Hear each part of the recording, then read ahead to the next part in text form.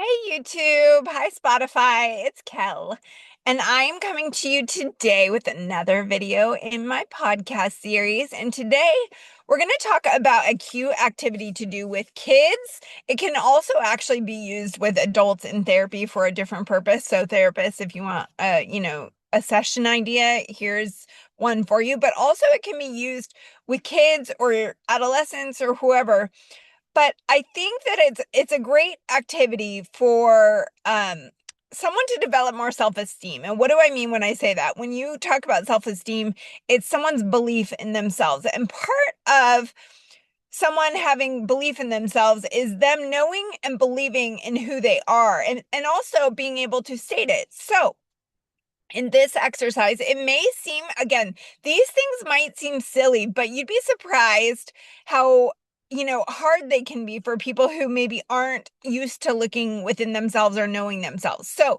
the activity goes, you want to get a blank sheet of paper, okay? The two-sided blank sheet of paper. And on the first side, you're going to count down like 1, 2, 3, 4, 5, 6, 7, 8, 9, 10, 11, 12 to 20.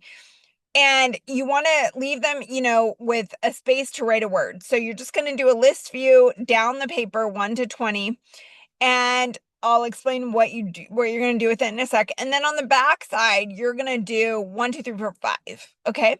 Now, what you're going to ask, your kid to do now, obviously this is going to be for older kids, but you could really start as young as you want and just for fun get their answers. But more often you do it, and it reinforces also their positive beliefs about themselves. But okay, let me explain what you do. So first of all, on the front side where you labeled numbered it 1 through 20, you are going to ask your child, your client, whoever it is, to list the positive things about themselves that they love. Now, I used to say positive adjectives.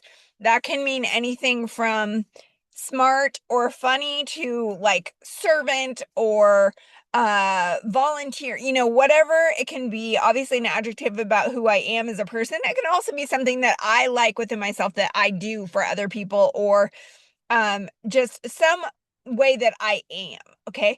So, if I like, for me, one of my top traits, I know it almost to a fault probably, is compassion.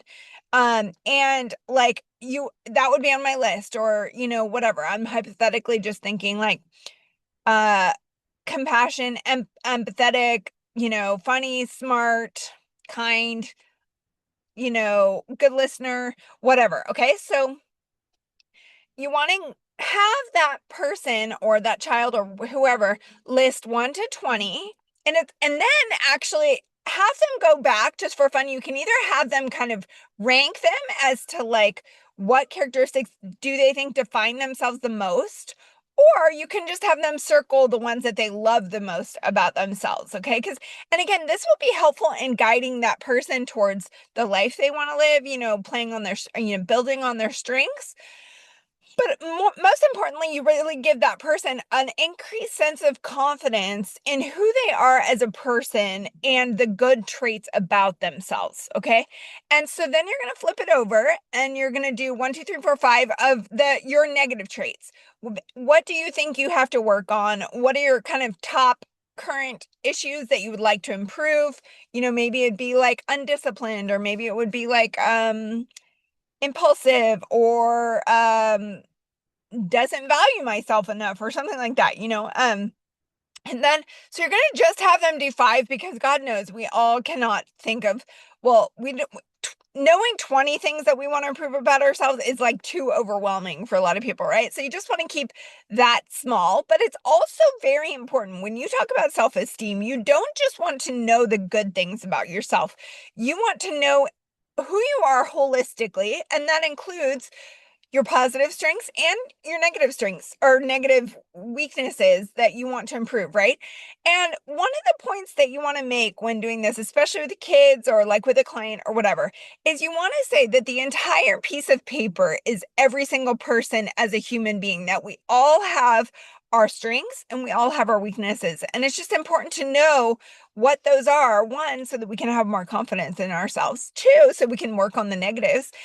But three, so that we can accept ourselves as a whole human being with both good and bad, and that also understanding everybody else has those same things. They all have their strengths and then they have their weaknesses, and we all still deserve love because we, all have good and bad in us. And again, it's reducing that good bad split that I've talked about in the past, where we can, some people can look at themselves and they either see they're perfect or they're a failure, and this exercise really does a good job of helping people to love and know themselves holistically, both the good and the bad, and how it's okay and I'm still lovable. And so, but you can, when you do this with your kids, especially if you do it repeatedly, you will be shocked at how much that would help them in, say, like a job interview when they say, "Tell me about yourself." You want it to just roll off someone's tongue what their strengths are and or know what their weaknesses are, right? How are we all going to develop as human beings if we don't know what our weaknesses are, right? So this is just a really great, easy exercise. You can do it once a year with your kids on their birthdays if you want like a reminder.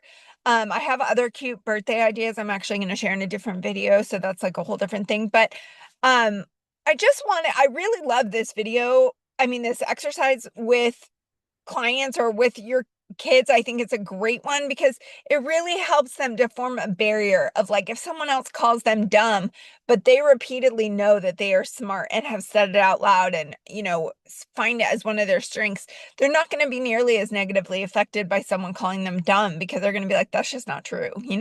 So I hope that this helps. And it's just a really cute, fun one. You could do it like literally, you could do it 2, 3, 4 times a year and get different, maybe you'll get different traits, but asking them what do they like the most about themselves? What do they like the least? And then like even on the backside of their weaknesses, you can have them just circle one that they want to, work on in the near future. So it's a really good connecting exercise. It's a really good exercise for self-development. It's a really good exercise for being clear about what your strengths and your weaknesses are as a human being.